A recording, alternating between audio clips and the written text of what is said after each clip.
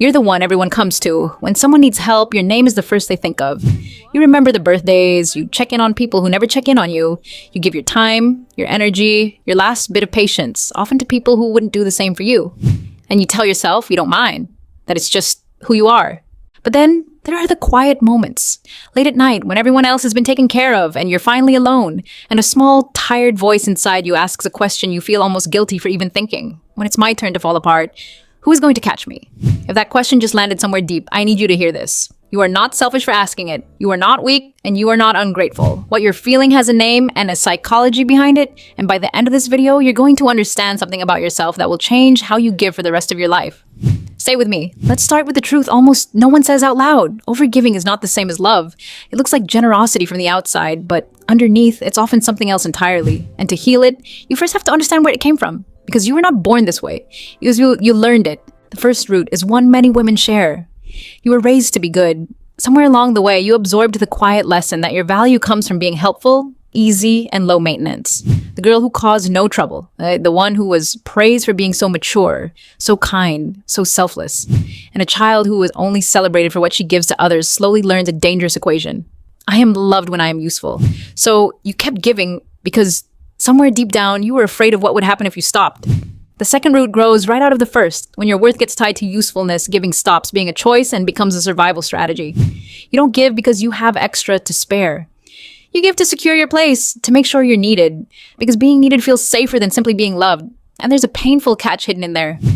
Deep down, a part of you may not fully believe you'd be kept around just for being you, so you keep earning a spot you already deserve.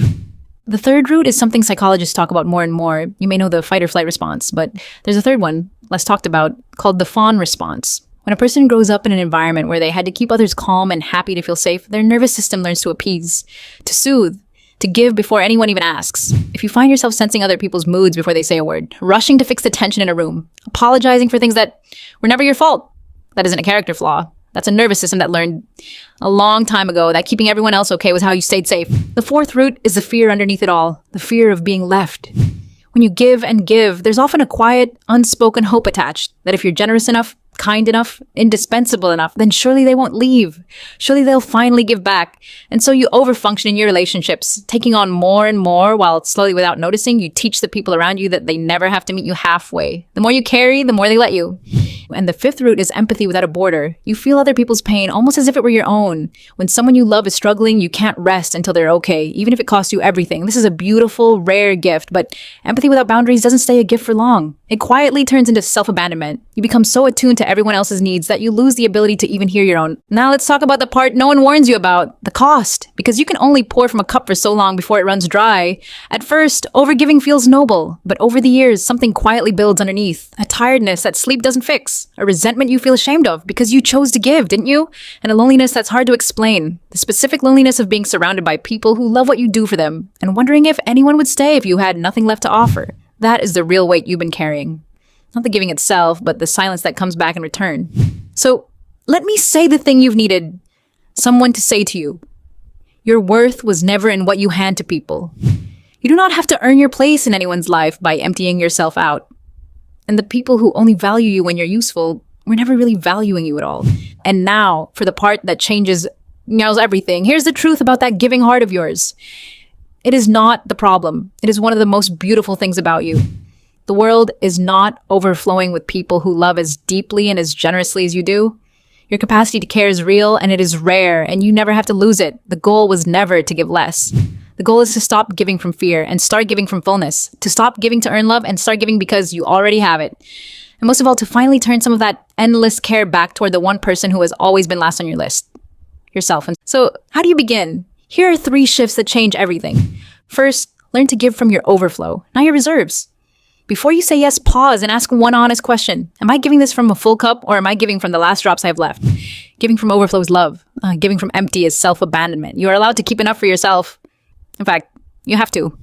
Second, start noticing who gives back. Look gently at your relationships and ask, is this a two-way street or am I the only one building the bridge?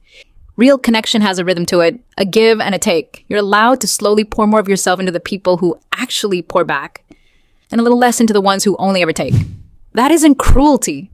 That's wisdom. And third, this is the hardest one. Let yourself receive. For someone who always gives, receiving can feel deeply uncomfortable, almost like you're doing something wrong. But every time you allow someone to help you, to show up for you, to give to you, you are teaching yourself a new truth. That you are worthy of care, not because of what you do, but simply because you exist. Start small. Let someone carry something for you.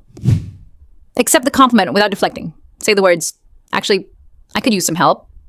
Every time you do, you're rewriting that old equation, one moment at a time. So the next time you feel that familiar pull to give until there's nothing left of you, I want you to remember this. You are not here only to be useful. You are allowed to be cared for too. You are allowed to be the one who is chosen. Not for what you offer, but for who you are. Your kindness was never the problem. You just forgot to point some of it back at yourself.